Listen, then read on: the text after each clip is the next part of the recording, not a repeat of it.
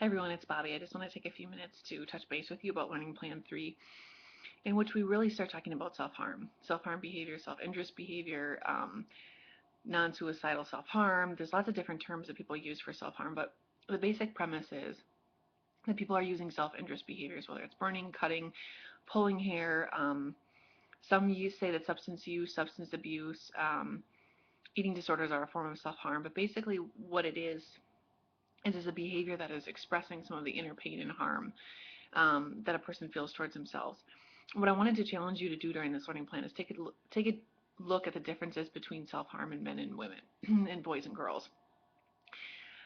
Most of the recent research indicates that there really isn't a difference between the numbers of genders that self-harm, meaning about the same amount of boys and girls self-harm, but it's a lot less reported in males because it looks differently, and also because of the stigma that's attached to it.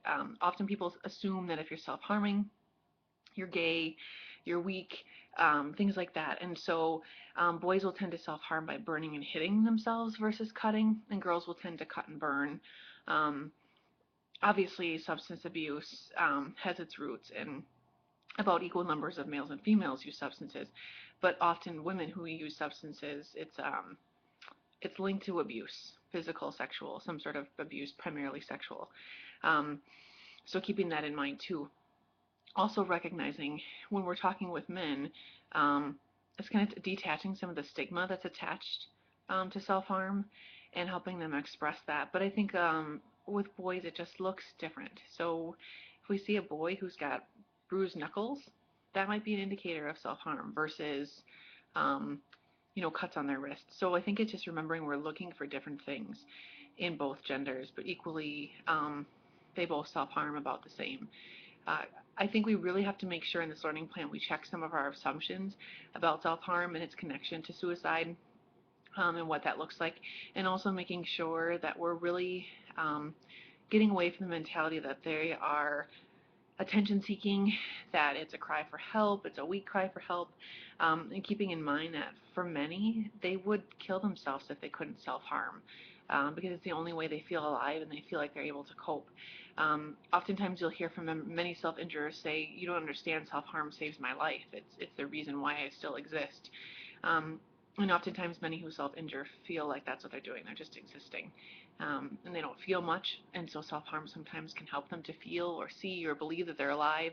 Oftentimes, self-injurers experience a dissociative state when they're self-harming, so some might not even remember doing it. Um, so keeping that in mind too. Basically, I just want you to take some time to really truly get down and explore the topics of self-harm and what that might look like, and form your own opinions as to whether or not you believe that substance use and eating disorders are a form of self-harm. When we get down to the roots and we figure out the intent, why is the person choosing to use substances? Why is the person engaging in an eating disorder? What are the roots? And oftentimes it can be about control. It can be about a deep-seated trauma and the inability to cope with those things. So just keeping that in mind as we work with kiddos. There are certainly a lot of warning signs to look for, and obviously you'll see those in the readings too, but obviously the external warning signs, you'll see some of the self-harm that kids are engaging in, but you also may notice that kids are a little bit more secretive. They might start dressing differently to hide the self-harm. They may start spending more time in their room. Also, if peers self-harm, that's a really good indicator that they're probably self-harming too, unfortunately. Many times the self-harm runs itself in circles, in peer circles, so keeping that in mind. I hope you really enjoy this learning plan. It's one of my favorites because I feel like it's a topic we don't talk about a lot, a topic that comes with a lot of stereotypes and biases, and obviously as helping professionals, it's our job to unpack those biases. So I hope that you enjoy it.